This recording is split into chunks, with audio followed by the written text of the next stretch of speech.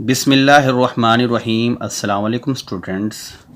9th class की mathematics के chapter number 4 को हमने कंप्लीट कर लिया था। आज हम इसका चैप्टर नंबर 5 स्टार्ट करेंगे। चैप्टर नंबर 5 का जो नाम है वो है फैक्टराइजेशन। फैक्टराइजेशन क्या होता है? फैक्टराइजेशन एक बहुत इम्पॉर्टेंट टूल है जिसके ज़रिए हम मैथमेटिक्स के कॉम्प्लेक्स किस्म की जो क्वेश्चंस होते हैं, जो कॉम्प्लेक्स किस्म की हमारे पास एक्सप्रेशंस लिखी हुई होती हैं या हमारे पास जो इक्वेशंस होती हैं, उनको हम बहुत आसान तरीके के साथ कर लेते हैं। यानी फैक्टराइजेशन के अंदर बेसिक फार्मूलाज यूज़ होते हैं। फैक्टराइजेशन के अंदर हम अलजबरा के बेसिक रूल यूज़ करते हैं जिनके ज़रिए हम मुश्किल किस्म के क्वेश्चंस को आसानी से कर लेते हैं। तो इस चैप्टर के अंदर हमारे पास जो सबसे पहली एक्सरसाइज है वो है 5.1। एक्सरसाइज 5.1 के अंदर 5 किस्म के क्वेश्चंस दिए हुए हैं, यानी 5 किस्म की टाइप्स को हमने डिस्कस करना है। और जो फैक्टराइजेशन की 5 टाइप्स हैं, इन पांचों टाइप्स के 5 या 6 क्वेश्चंस दिए हुए हैं जिनको अब हम सॉल्व करेंगे वन बाय वन। तो मैं टाइप 1 से स्टार्ट करता हूं। पहले मैं आपको टाइप समझाऊंगा और उसके बाद उस क्वेश्चन को हम सॉल्व करते हैं। एक्सरसाइज नंबर 5.1 के अंदर ये टाइप नंबर 1 गिवन है जिसमें हमारे पास 3 टर्म्स हैं। इसके तमाम क्वेश्चंस में 3 या 2 टर्म्स होंगी, लेकिन इन टर्म्स के अंदर आप ये देखें कि हमें कुछ ना कुछ कॉमन नज़र आ रहा होगा। जैसे इस फर्स्ट वाले में देखें, इसमें भी के है, सेकंड में भी के है और थर्ड में भी के है। तो इस तरह की टाइप के अंदर आप जस्ट इक्वल लगाकर जो भी कॉमन होगा उसको आप कॉमन निकाल लेंगे तो आपके पास ब्रैकेट में a प्लस बी प्लस सी बच जाएगा। देखिए, मैंने के को इन तीनों में से बाहर निकाला तो ब्रैकेट में ए, बी और सी बच गया। तो ये आपके पास थी टाइप नंबर 1। तो इस टाइप के हम क्वेश्चन करते हैं वन बाय वन। ये देखिए बेटा, मैंने इसके क्वेश्चंस लिख लिए हैं क्वेश्चन नंबर 1 के। क्वेश्चन नंबर 1 के जो आपके पास पार्ट्स हैं, इसमें आपके पास फर्स्ट टाइप लगेगी। फर्स्ट टाइप में हमने क्या बताया था कि आपके पास कोई ना कोई ऐसा नंबर लाजमी होगा जो तीनों टर्म्स में कॉमन होगा, उसे हम कॉमन निकाल लेंगे तो आपके पास रिमेनिंग आंसर आ जाएगा। अब आप देखें, आपके पास यहाँ पर भी 3 टर्म्स हैं। क्या नंबर या क्या आपके पास इसमें चीज़ है जो कि आपको कॉमन नज़र आ रही हो? देखें, यहाँ 2 है, 2 टू द 4 एक 2। इसका मतलब है कि आपके पास इस पूरी जो एक्सप्रेशन लिखी हुई है इसमें 2 कॉमन है। इसके बाद आप देखें, ए इसमें भी है, इसमें भी है, इसमें भी है। ए को भी कॉमन ले लें, फिर बी भी सब में कॉमन है, उसको भी कॉमन ले लें। तो ब्रैकेट में आपके पास क्या बच जाएगा? यहाँ पर आपके पास बच जाएगा सिर्फ सी। देखें ना, 2a भी निकाल लिया, सिर्फ सी माइनस 2 टू द 4।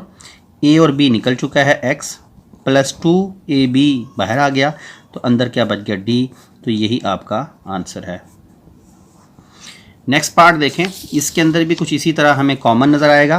ज़रा गौर से देखने से पता लगेगा कि सब में हमारे पास क्या कॉमन है। तो आप देखें, एक तो आपके पास ये जो 9, 12 और 18 लिखा हुआ है, इन सब के अंदर 3 कॉमन है। 3 3 9, 3 4 12 और 3 6 18। यानी अगर मैं 9 को 3 3 9 लिख लूँ, 12 को 3 4 12 लिख लूँ, 18 को 3 6 18 लिख लूँ, तो मुझे नज़र आ रहा है कि इन सब में 3 कॉमन है। यानी ये फैक्टराइजेशन का मतलब ये है कि हम इसके फैक्टराइज करके इसमें से कॉमन निकालते हैं। देखिए, हमने 3 इधर से और इधर से कॉमन निकाला। बाकी देखें, एक एक्स इसमें है, इधर x की 2 का मतलब क्या है? x की 2 का मतलब है कि इसके अंदर डबल x है। इसी तरह y की 2 का मतलब है डबल y। ये रेड कलर में जो मैं बता रहा हूँ ये आपने लिखना नहीं है, क्वेश्चन का सोल्यूशन नहीं है, ये मैं सिर्फ आपको समझाने के लिए बता रहा हूँ कि x आप इन सब में से कॉमन नहीं ले सकते, क्योंकि x इसमें है, इसमें भी है, लेकिन इधर x नहीं है। जबकि y1 इसमें है, y1 इसमें है और y इसमें भी है।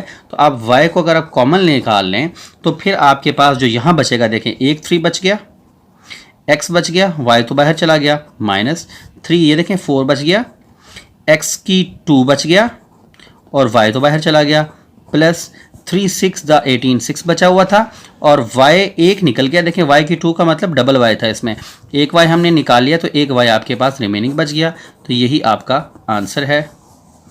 नेक्स्ट पार्ट देखें, इसमें भी आप देखें 3 इसमें भी है, 3 इसमें भी है और 3 इसमें भी है। x और x तीनों में x है, लेकिन y इसमें और इसमें है, इसमें y नहीं है। इट्स मीन हम एक 3 कॉमन लेंगे, लेकिन बाहर माइनस है तो माइनस बाहर जब लगता है बाहर माइनस है तो अंदर वाली तमाम वैल्यूज़ का साइन भी चेंज हो जाएगा और x को आप कॉमन निकाल लेंगे। जब आप x कॉमन निकालेंगे और 3 भी निकाल लेंगे तो x की 2 का मतलब डबल x था, एक x बाहर जा चुका है तो एक x बच जाएगा। y माइनस 3x हमने बाहर निकाल लिया है, यहाँ कुछ नहीं बचा तो 1 माइनस माइनस प्लस हो जाएगा, क्योंकि हमने माइनस को बाहर लिखा है तो अंदर हम साइन भी चेंज करेंगे। अब देखें यहाँ अगर माइनस है तो इसका साइन चेंज होकर माइनस हो जाएगा, 3 3 ज़ा 9, x बाहर आ गया, y की 2 रिमेनिंग बच गया। यही आपका आंसर है। देखिए यहाँ पे हमने 3x को कॉमन लिया है, 3x को लिया तो यहाँ कई बच्चे परेशान हो जाते हैं। देखिए x की 2 का मतलब डबल x है, तो एक x निकालने के बाद एक x ही अंदर बच जाएगा। इसको मैं थोड़ा सा और एक्सप्लेन करके करने की कोशिश करता हूँ ताकि आप लोगों को अच्छी तरह समझ आ जाए। ज़रा गौर से देखें, ये जो वैल्यू लिखी हुई है इसको मैं डबल x y भी लिख सकता हूँ, माइनस 3x, इस 9 को 3 3 ज़ा 9, x y की 2 का मतलब डबल y लिख सकता हूँ। अब आप देखें इस तरह अगर आपको समझ नहीं आ रही तो आप इस तरह इसको समझने की कोशिश करें। अब आप देखें ये जो आपके पास 1 2 और 3 वैल्यूज़ हैं इनकी फैक्टराइजेशन हमने कर दी। अब जो चीज़ कॉमन है उसको मैं हाईलाइट कर रहा हूँ। देखें एक तो 3x इसमें है, एक 3x इसमें है और एक 3x इसमें है। तो हमने ये जो 3x जिसको मैंने बॉक्स में क्लोज कर दिया इसको हमने बाहर निकाला, और क्योंकि बाहर माइनस है इसलिए माइनस की वजह से इनके साइन भी चेंज होंगे, लेकिन बाकी जो बच जाएंगे वो अंदर लिखेंगे एक्स वाई बच जाएगा। अच्छा ये साइन चेंज करने के बाद यहाँ कुछ नहीं बचेगा तो 1, ये साइन चेंज करने के बाद देखें 3x बाहर जा चुका है, ये वाला माइनस प्लस हो गया और डबल y बच गया, तो ये आपके पास क्या बच गया, एक 3 और y की पावर 2। तो ये बेटा ऐसे क्वेश्चन हम कर रहे हैं। असल में फैक्टराइजेशन का मतलब ही ये है कि पहले इसके यूँ फैक्टर बनेंगे और उसमें से हम कॉमन निकालेंगे, लेकिन ये फैक्टराइजेशन आपने क्लास 5 6 7 और 8 में पढ़ ली है, इसलिए हम इसके बाद ये वाला स्टेप जो है इसके बाद ये वाला स्टेप नहीं करेंगे बल्कि इसके बाद ये वाला ही स्टेप करेंगे। नेक्स्ट पार्ट की तरफ चलते हैं। इसकी भी बिल्कुल इसी तरह हम फैक्टराइजेशन करके कर सकते हैं। देखें इसके अंदर आपके पास 5 1 द 5 5 टू द 10 और 5 4 द 20, इसका मतलब 5 इन सारों में कॉमन है। इसके बाद देखें a की पावर यहाँ 1 है, जो सबसे कम पावर होती है वही आपका कॉमन होता है। देखें यहाँ आपके पास a की पावर 1 है, यहाँ आपके पास a की पावर 2 और यहाँ a की 3 है, तो a की जो सबसे स्मॉलेस्ट पावर होती है वो सब में मौजूद हो उसे हम कॉमन निकाल लेते हैं। देखिए b की पावर 2 यहाँ है, b की पावर 3 यहाँ है और यहाँ b है, तो b सबसे स्मॉलर पावर वाला है तो b आपका कॉमन आएगा। c की पावर 3, c और c की 2 सबसे छोटी पावर वाला क्या है, c है, तो c कॉमन आएगा। अब जो बच जाएगा उसे हम लिखेंगे। देखें 5 एक a और एक b हमने यहाँ से निकाला। देखें b की पावर 2 था, एक b निकल गया तो एक b अंदर रिमेनिंग बच गया। c की पावर 3 था, एक c निकल गया तो c की पावर 3 में से 1 निकाल लें तो c की पावर 2 बच गया। इसी तरह आप यहाँ भी ऐसे ही करेंगे। 5 का टेबल पढ़ लें, 5 टू द 10, a की 2 था, हमने एक a निकाल लिया, एक a बच गया।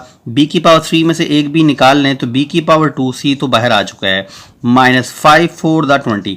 देखिए 20 था, इसका मतलब ये 5 4 द 20 था, 5 निकल गया, एक 4 बच गया। a की पावर यहाँ 3 है, यहाँ हमने a निकाल लिया तो एक पावर इसकी कम कर लेंगे, b निकल चुका है उसको नहीं लिखेंगे, c की पावर भी एक कम कर लेंगे। तो ये आपका इसका बेटा रिजल्ट आ गया। नेक्स्ट पार्ट की तरफ चलते हैं। नेक्स्ट पार्ट भी बहुत ईजी है, लेकिन उसके अंदर आप देखें आपके पास यहाँ तो जितने भी क्वेश्चंस किए थे उन सब में हमारे पास 3 टर्म्स थी, लेकिन इस क्वेश्चन के अंदर आपके पास सिर्फ 2 टर्म्स हैं, 1 और 1 2। तो अब आपने इन 2 टर्म्स में से ही कॉमन निकालना है। तो कॉमन देखें इन दोनों में क्या है, एक तो हमें ये ब्रैकेट में देखें नजर आ रहा है x minus 3y, x minus 3y, ये दोनों में कॉमन है। तो सबसे पहले आप इसी को कॉमन निकाल लें, बाकी रिमेनिंग क्या बच गया, ये जो ब्रैकेट के बाहर वाली वैल्यू थी इसको लिख लें, 3x की पावर 3 y माइनस 7x की 2 y की 2। देखिए मैंने क्या किया, इस पूरी टर्म में से और इस पूरी टर्म में से, टर्म का मतलब प्लस या माइनस होते हुए दो अलग अलग वैल्यूज़, जैसे एक वैल्यू ये थी और एक ये वैल्यू थी, ये दोनों आपस में मल्टीप्लाई हो रही हैं, ये दोनों वैल्यूज़ भी आपस में मल्टीप्लाई हो रही हैं, इसका मतलब ये अलग और ये अलग टर्म है। अगर आपके पास क्वेश्चन में 2x प्लस 3y लिखा हुआ है तो बेटा इसका मतलब है ये 2 टर्म्स हैं, एक टर्म ये है और एक टर्म ये है। टर्म के बारे में मैंने आपको चैप्टर नंबर 4 में अच्छी तरह समझा दिया था। टर्म आप अलग अलग वैल्यूज़ को कहते हैं जिनके दरमियान में प्लस माइनस के अलजेब्रिक ऑपरेटर्स यूज़ हो रहे होते हैं।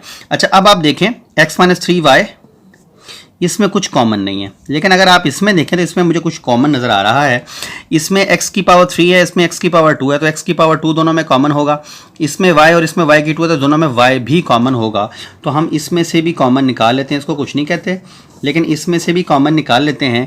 क्या कॉमन है जी इसके अंदर और इसके अंदर, एक तो x की जो स्मॉलर पावर है वो पावर 2 है, x की 2, और दोनों में एक y भी कॉमन है उसके बाद जो फिर बच गया इसमें वो क्या है, देखें 3 बच गया, x की पावर 3 में से x की पावर 2 माइनस करें, एक x बच गया, y बाहर आ चुका है -7, x की 2 निकाल लिया, एक y बच गया।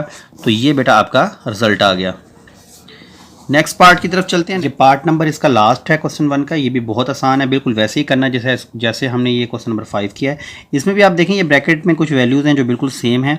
पहले आप इसको कॉमन निकाल लें, x की 2 + 5 कॉमन आ गया, तो अनकॉमन में आपके पास ये 2 टर्म्स हैं, इनको आप पहले लिख लें, 2xy3 + 8xy⁴।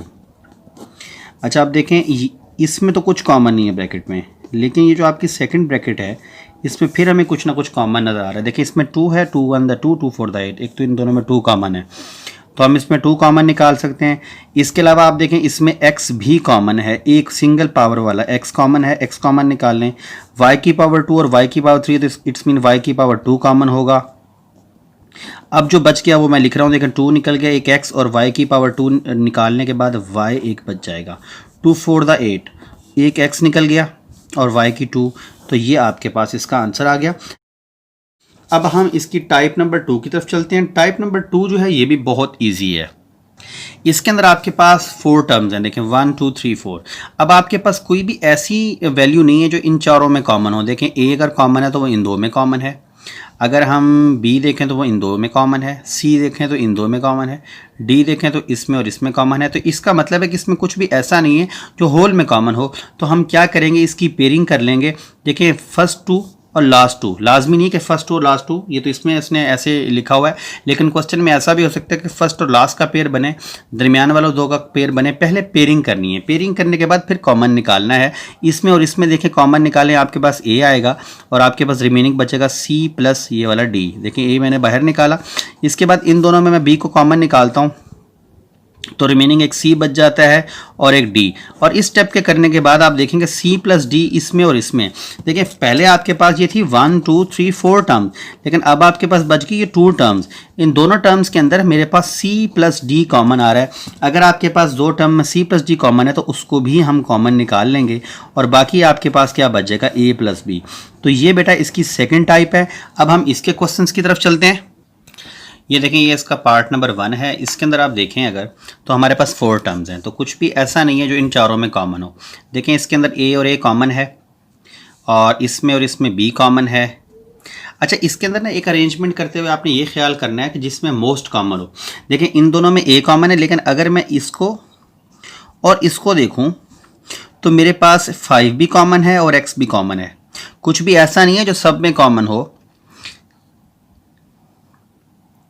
अच्छा अब देखें इसके अंदर 3y कॉमन है और इसमें भी 3y कॉमन है ये, लेकिन अगर इसमें और इसमें देखूं तो सिर्फ b कॉमन है। तो मैंने क्या करना है, सबसे पहले उन टर्म्स को इकट्ठा लिखना है जिसमें ज़्यादा कॉमन है, मोस्ट कॉमन, ज़्यादा वैल्यूज़ वाली कॉमन वाली वैल्यूज़ इकट्ठी लिखेंगे।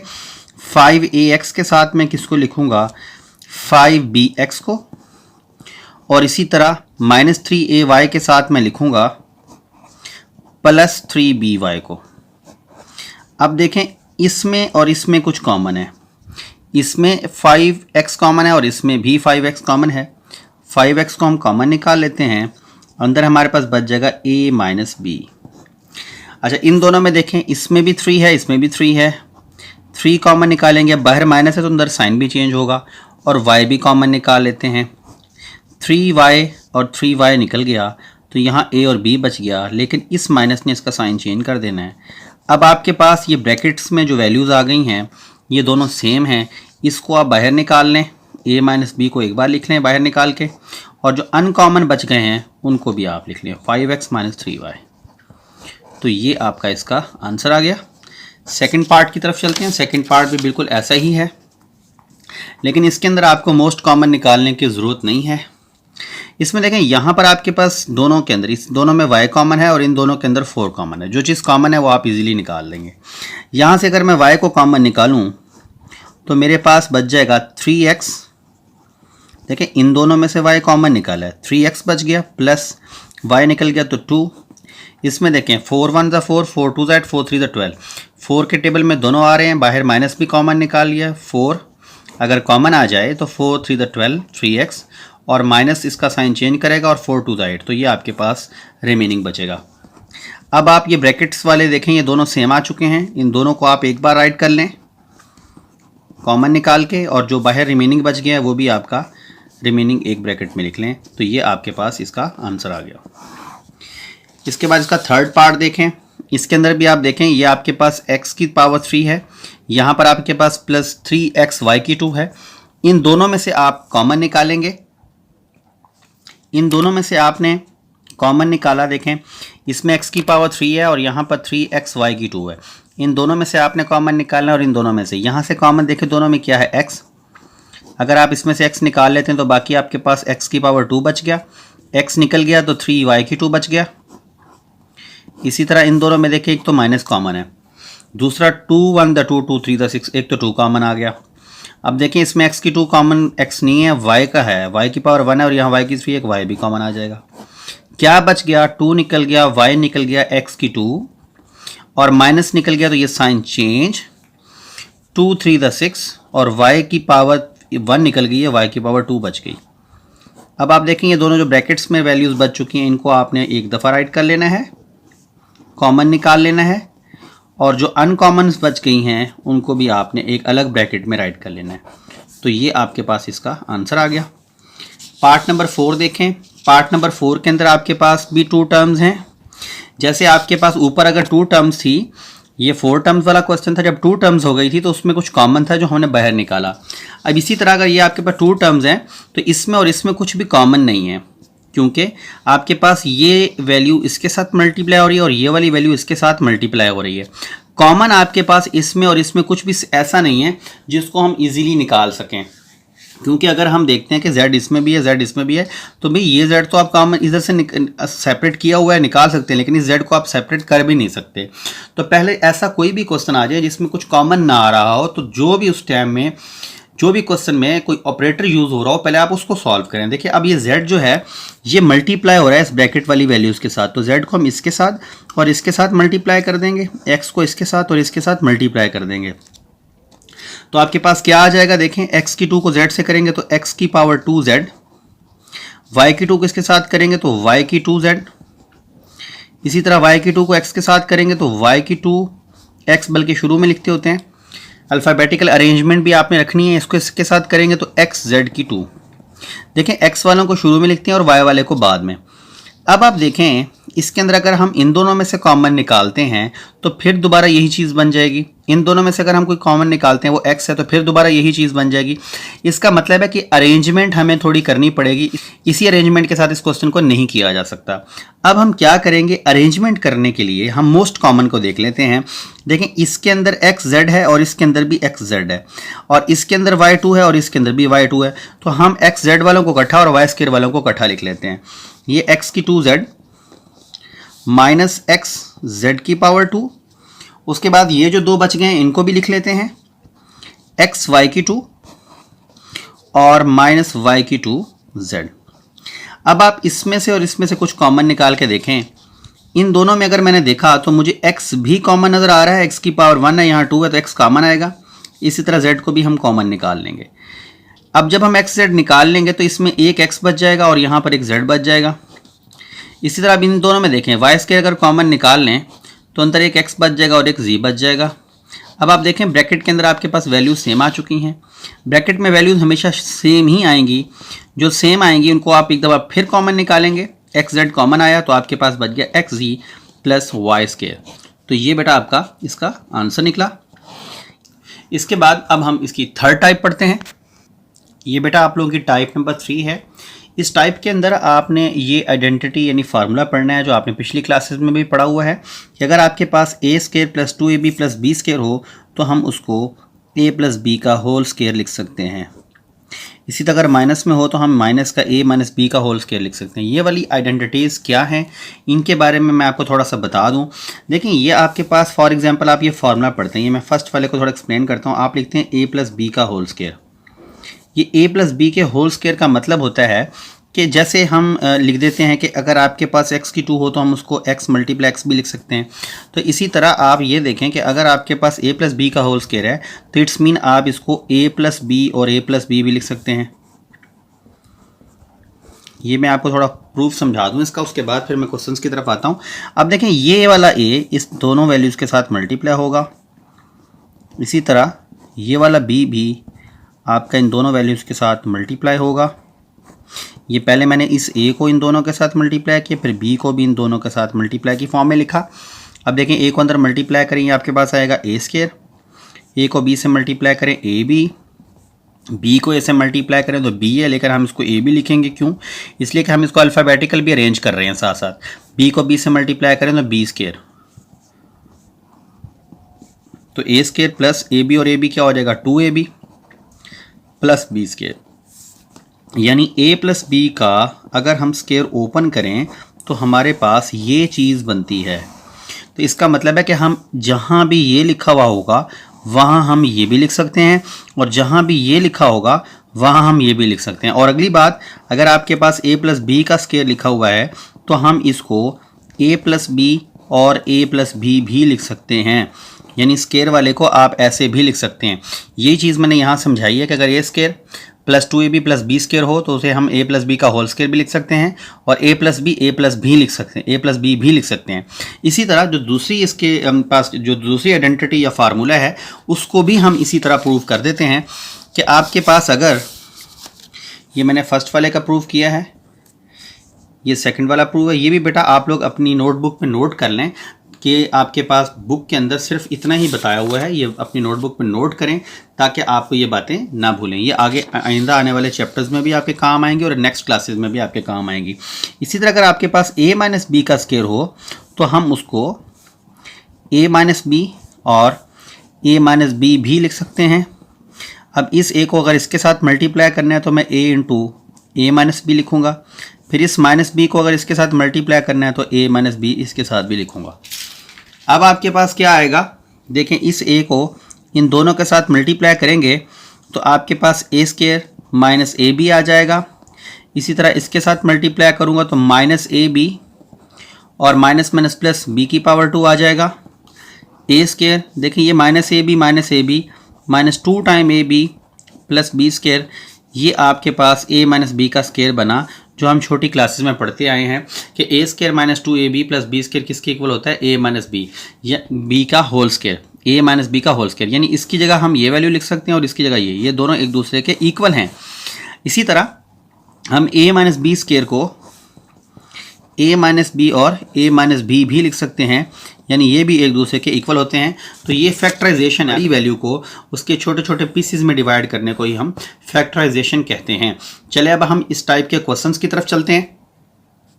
बल्कि क्वेश्चन से पहले मैं आपको एक स्ट्रक्चर सिखाना चाहता हूँ कि अगर आपके पास a प्लस बी का होल स्क्वायर है, a प्लस बी का होल स्क्वायर है तो हम उसको a की 2 प्लस 2ab प्लस b की 2 को समझ लें। देखें आपके पास जब भी कभी इस फॉर्म में क्वेश्चन होगा तो याद रखिएगा दो ऐसी टर्म्स लाजमी होंगी जो होल के स्क्वायर वाली होंगी। जैसे ये आपके पास एक कंप्लीट स्क्वायर है, ये भी आपके पास एक कंप्लीट स्क्वायर है। जब भी आपके पास इसका फार्मूला ओपन होगा तो एक तो ये याद रखिएगा वैल्यूज़ होंगी सिर्फ 3, लेकिन उन 3 में 2 वैल्यूज़ ऐसी लाजमी होंगी जिनका होल का स्क्वायर बना हुआ होगा। अगर कभी ऐसा बना हुआ हो तो हम क्या लिखेंगे, a का स्क्वायर प्लस 2a b और b का स्क्वायर। इसके बाद ये जो होल स्क्वायर वाली वैल्यूज़ हैं, देखें ये a का स्क्वायर है इसको आप यहाँ पुट कर देंगे, ये b का स्क्वायर है इसको आप लास्ट वाले में पुट कर देंगे। जो लास्ट में पुट किया वो यहाँ पुट करेंगे, जो फर्स्ट में पुट किया वो यहाँ पुट करेंगे। इसके बाद अगर आप अपने क्वेश्चन का ये थर्ड वाली जो सेकंड वाली टर्म है, इस टर्म को अगर आप सॉल्व करेंगे तो ये बनता है 2ab। देखिए ये 2ab ऑटोमेटिक बन जाएगा। तो अगर ऐसा हो गया तो इट्स मीन आपका क्वेश्चन बिल्कुल ठीक है। तो ये होगा तब जब आपका प्लस वाला फार्मूला होगा स्क्वायर वाला, लेकिन अगर माइनस वाला होगा तो बस ये फर्क होगा कि यहाँ पर माइनस आएगा। बाकी आपने हर क्वेश्चन के लिए स्ट्रक्चर यही याद रखना है। चलिए अब क्वेश्चन की तरफ चलते हैं और इसकी प्रैक्टिस करते हैं। देखें जैसे कि मैंने आपको अभी बताया कि आपके पास इस तरह का जितने भी क्वेश्चन होंगे, आपने सबसे पहले देखें फैक्टराइजेशन में हमने जो पहला क्वेश्चन किया उसमें भी 3 टर्म्स थी, लेकिन उसमें किसी भी टर्म के अंदर होल का स्क्वायर नहीं था। जो सेकंड क्वेश्चन किया था उसमें हमारे पास 4 टर्म्स थी और 4 टर्म्स के अंदर भी कुछ भी कॉमन नहीं आ रहा था, हम 2-2 के पेयर बना रहे थे। इस क्वेश्चन के अंदर ऐसा नहीं है, देखें कुछ भी कॉमन नहीं है। लेकिन अगर किसी भी क्वेश्चन में फर्स्ट स्टेप पर आप कुछ कॉमन नजर आए तो आप पहले कॉमन निकालें। अगर कॉमन नहीं है तो फिर देखें कि क्या 2 कोई सी दो ऐसी दो टर्म्स हैं जो किसी भी वैल्यू का होल स्क्वायर हो, तो जी हाँ, इस 144 को देखें, 144 12 मल्टीप्लाई 12 इज इक्वल टू 144 होता है। उसके बाद ए स्क्वायर को देखें, a multiply a equal to a square होता है। इट्स मीन ये एक कंप्लीट स्क्वायर की फॉर्मेशन है। 1 को देखें तो 1 मल्टीप्लाई 1 का स्क्वायर होता है, यानी 1 ही आता है। तो इसका मतलब है कि 1 भी एक कंप्लीट स्क्वायर की फॉर्मेशन है। तो मैंने आपको यही बताया था कि इस टाइप के तमाम क्वेश्चन में दो वैल्यूज ऐसी लाजमी होंगी जो कि कंप्लीट स्क्वायर की फॉर्मेशन बनाती होंगी। तो अब हम यहाँ पर एक स्ट्रक्चर लिखेंगे जो हमने याद किया था, a square plus 2 a b plus b का होल स्क्वायर। तो देखें ये जो आपके पास 144 है, ये किसका स्क्वायर है? 12 का, यानी हम इसको 12 का स्क्वायर लिख सकते हैं। तो यहाँ पर आप 12 लिख देंगे, स्क्वायर ऊपर लगा हुआ है। अगर यहाँ 12 है और साथ में a है तो यहाँ पर भी आप 12a ही लिखेंगे। देखिए यहाँ पे ये 144 12 का और a का, ये 12a का होल स्क्वायर बन रहा है जो हमने यहाँ लिख दिया। तो यहाँ भी 12a आएगा। 1 तो खुद ही एक स्क्वायर है, तो यहाँ भी 1 आएगा, यहाँ भी 1। इस काम को करने के बाद आप सिर्फ इसको और इस टर्म को ही देखेंगे। इसको इसके मुताबिक लिखा, इसको इसके मुताबिक लिखा, लेकिन ये जो दरमियान वाली टर्म होगी इसको सॉल्व करने से, इसको चेक करेंगे, इसको सॉल्व करने से ये लाजमी बनेगा। देखें 2 को 12 से मल्टीप्लाई करूँ तो 24a, 1 से मल्टीप्लाई करें तो 24a ही आएगा। तो ये टर्म बन रही है। इट्स मीन आप क्वेश्चन बिल्कुल ठीक कर रहे हैं। इसके बाद हमने क्या करना होता है, जैसे कि हमने अभी अभी फार्मूलाज को डिस्कस किया, इन फार्मूलाज के अंदर हमने क्या करना था। देखिए आपके पास अगर कभी ऐसे लिखा हुआ हो a square plus 2ab plus b square, तो हम इसको कंप्लीट कैसे करते हैं, ये फर्स्ट वाली और लास्ट वाली वैल्यू को देखते हैं और उन दोनों को लिखने के बाद इसका होल का स्क्वायर लगाते हैं। लेकिन अगर यहाँ माइनस होगा तो यहाँ माइनस लगाएंगे, जस्ट इतना फ़र्क होगा। तो अब आप देखें कि आपने यहाँ पर क्या करना है। यहाँ पर आपने बस ये फर्स्ट होल का स्क्वायर जो लिखा हुआ है इसको आप लिखेंगे, लास्ट वाले को जिसके ऊपर होल का स्क्वायर है उसको आप लिखेंगे और इसके ऊपर कंप्लीट का स्क्वायर लगा देंगे। यही आपका आंसर है। सेकेंड पार्ट देखें इसका। इस पार्ट के अंदर भी आप देखें आपके पास 3 वैल्यूज़ हैं। अगर आप a को देखें तो a मल्टीप्लाई a का होल स्क्वायर बन रहा है। हमने क्या करना है, 2 टर्म्स ऐसी लाजमी ढूंढनी है जिनका होल का स्क्वायर बनता हो। तो आपके पास 3 टर्म्स हैं, 1 2 और 3। इसमें आप फर्स्ट वाली टर्म को देखें, ये a का होल स्क्वायर है, ये नीचे b का होल स्क्वायर है, ये b का होल, यानी ये कंप्लीट a बाय b का होल स्क्वायर है और ये कंप्लीट b बाय a का होल स्क्वायर है। इट्स मीन इसके अंदर भी फार्मूला लगेगा। अब फार्मूला कैसे लगेगा, हम वो स्ट्रक्चर लिखेंगे, a की पावर 2 माइनस 2a b और b का होल स्क्वायर।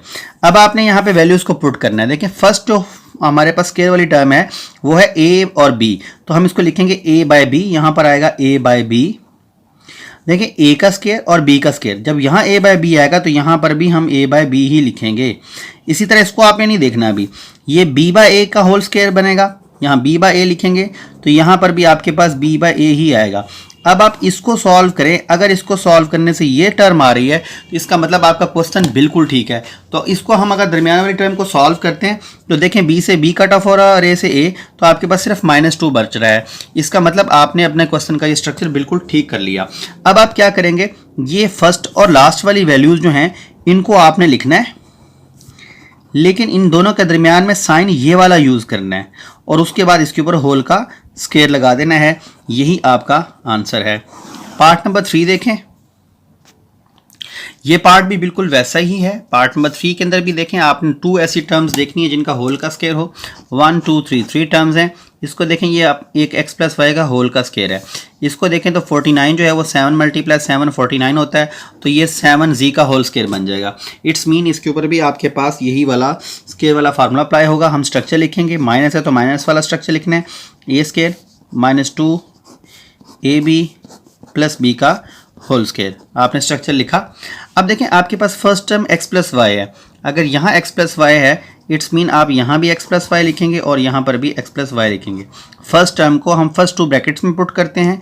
49 जो है वो 7 का स्क्वायर होता है, तो 7z, अगर यहाँ 7z आएगा तो इधर भी 7z ही लिखेंगे। इसके बाद हम इसको सॉल्व करके देखेंगे। अगर इसको सॉल्व करने से ये आ रहा है, इसका मतलब है हमारा क्वेश्चन बिल्कुल ठीक है। देखिए ये तो है x प्लस वाई, ये x प्लस वाई यहाँ है, इसको और इसको मल्टीप्लाई कर लें। 7 को 2 से मल्टीप्लाई करें, 7 टू द 14z आ रहा है। इसका मतलब आपका स्ट्रक्चर बिल्कुल ठीक है और क्वेश्चन बिल्कुल ठीक जा रहा है। अब आप क्या करेंगे, ये फर्स्ट वाली टर्म लिखेंगे, ये लास्ट वाली टर्म लिखेंगे स्क्वायर वाली, और दरमियान में ये वाला साइन यूज़ करेंगे और उसके बाद होल का स्क्वायर लगा देंगे। तो ये आपका आंसर आ गया। ये देखिए बेटा, ये इस क्वेश्चन का लास्ट पार्ट है। इस क्वेश्चन के अंदर भी हमने यही फार्मूला यूज़ करना है और हमने देखना है कि इसमें कोई दो ऐसी टर्म्स हैं जो जिनका कंप्लीट स्क्वायर बनता हो। देखें ये 12 है, ये किसी भी नंबर का स्क्वायर नहीं बनता। 36 बनता है, 6 6 36 बस, लेकिन ये कंप्लीट स्क्वायर नहीं है क्योंकि साथ में एक्स के ऊपर स्क्वायर नहीं है। 27 भी किसी नंबर का स्क्वायर नहीं बनता। ऐसे तमाम क्वेश्चन जिसमें ऐसी कोई प्रॉब्लम हो रही हो तो आप सबसे पहले देखा करें शायद इसमें कुछ कॉमन हो। तो मुझे देखने से पता लग रहा है कि इसमें कुछ कॉमन है। क्या कॉमन है? अगर मैं इस सारी इक्वेशन में से अगर मैं इस सारी एक्सप्रेशन में से 3 को कॉमन निकाल लूँ तो क्या बच जाएगा? देखें 3 कॉमन निकालने के बाद ये बच जाएगा 3 4 द 12, 3 1 द 3, 3 2 द 6 और 3 9 द 27। अब आप देखें, अब आपके पास ये जो ब्रैकेट में टर्म आ चुकी हैं, इसमें ये 4 जो है ये 2 का स्क्वायर, 4 जो है वो 2 का स्क्वायर है और 9 जो है वो 3 का स्क्वायर है। तो इसका मतलब अब आपके पास 2 टर्म्स ऐसी आ चुकी हैं जो किसी भी नंबर का स्क्वायर है। तो अब आप फार्मूले का स्ट्रक्चर लिखें, a square minus 2ab plus b का होल स्क्वायर। तो ये 4 जो है ये 2 का स्क्वायर होता है ना, तो यहाँ पे हम 2x लिखेंगे, यहाँ 2x लिखेंगे तो इधर भी 2x ही आएगा। ये 9 जो है वो 3 का स्क्वायर है, यहाँ 3 आएगा तो यहाँ पर भी 3 आएगा। अब हम इस टर्म को चेक करेंगे क्या इससे ये बनता है। देखें 2 to the 4, 4 to the 12x, it's mean ये हमारे पास बिल्कुल स्ट्रक्चर सही है और फार्मूला बिल्कुल सही पुट हो चुका है। अब आप ये 3 तो वैसे लिखेंगे, लेकिन इसको आप क्या करेंगे, सिर्फ ये होल स्क्वायर वाली 2 टर्म्स लिखेंगे। ये सेंटर वाला आपका जो साइन है ये यूज़ करेंगे और इसके ऊपर आप स्क्वायर लगा देंगे। तो ये बेटा आपका आंसर निकल आया। तो यूँ बेटा आपकी 5.1 का क्वेश्चन नंबर 1, 2 और 3 मैंने कंप्लीट करवा दिया है। इसके बकिया जो क्वेश्चन नंबर 4 और 5 हैं उसके अंदर इसकी बाकी 2 टाइप्स डिस्कस होंगी, वो इंशाल्लाह हम अपने नेक्स्ट लेक्चर में करेंगे। फिर मिलेंगे इंशाल्लाह नेक्स्ट लेक्चर के साथ। अल्लाह हाफिज़।